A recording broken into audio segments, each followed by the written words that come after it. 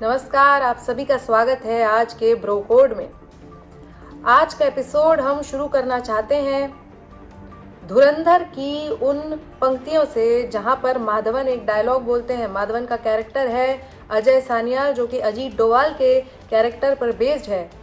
वो कहते हैं कि भारत के सबसे बड़े दुश्मन भारत में ही छुपे हैं, पाकिस्तान तो नंबर 2 पर आता है। उसी तरह से हम कहना चाहते हैं कि मोदी के सबसे बड़े दुश्मन गोदी में ही छुपे हैं, कांग्रेस तो नंबर 2 पर आती है। आज बात होगी उस ब्रो की जिसने हमारा ब्रो कोड तोड़ा है। हम बात करना चाहते हैं अर्नब गोस्वामी पर।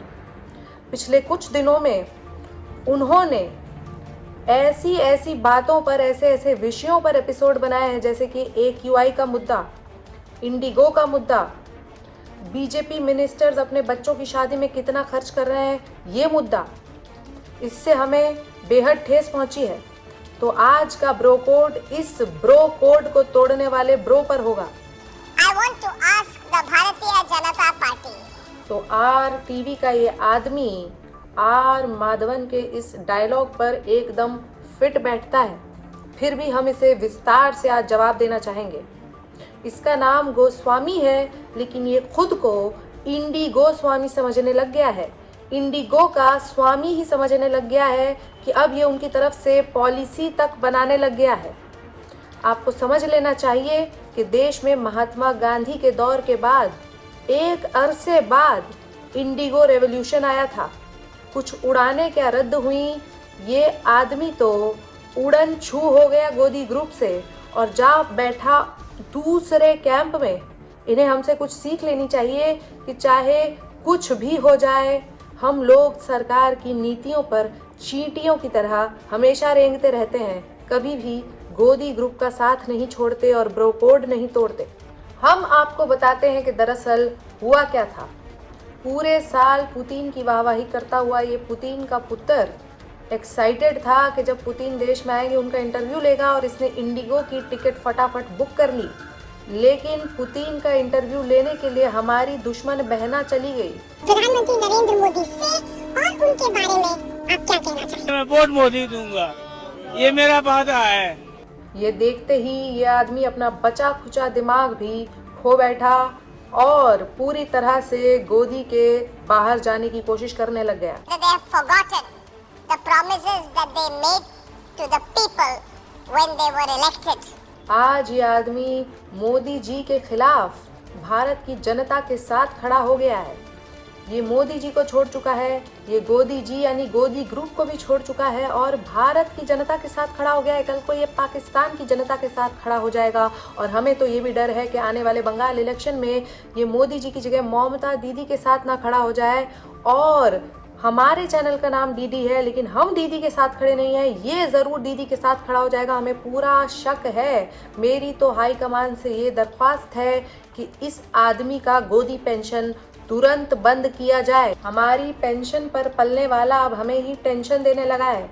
इस आदमी को सम्राट चौधरी की भाषा में कहें तो सिर्फ पेंशन की आदत है, लेकिन पेलांटी की अब आदत नहीं है। और रहमान डकैत की भाषा में कहें तो यदि हमारी पेंशन बड़ी खुशनुमा होती है तो हमारी दी हुई पेलांटी भी बड़ी भाजपाई नुमा होती है। और अब AQI पर बात करके तो इस आदमी ने सारी लक्ष्मण रेखा ही पार कर दी है।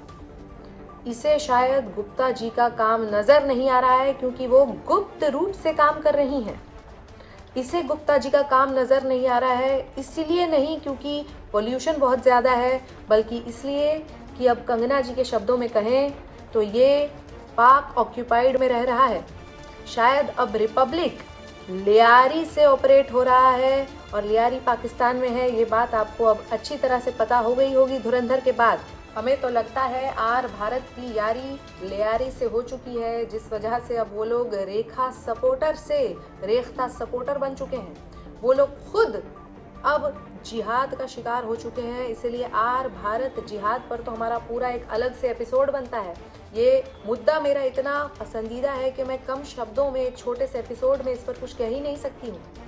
बहरहाल इन लोगों को समझना चाहिए कि हमारी प्यारी रेखा जी जो नेताजी सुभाष चंद्र बोस को नेताजी सुभाष प्लेस बोलती हैं। नेताजी सुभाष पैलेस। यानी कि नरेंद्र मोदी स्टेडियम जी ने कुछ सोच समझकर ही हमारी प्यारी रेखा डिटर्जेंट जी को इस पद के काबिल समझा होगा। इसीलिए इंडी गोस्वामी को इन पर अब कुछ कहने का हक नहीं है।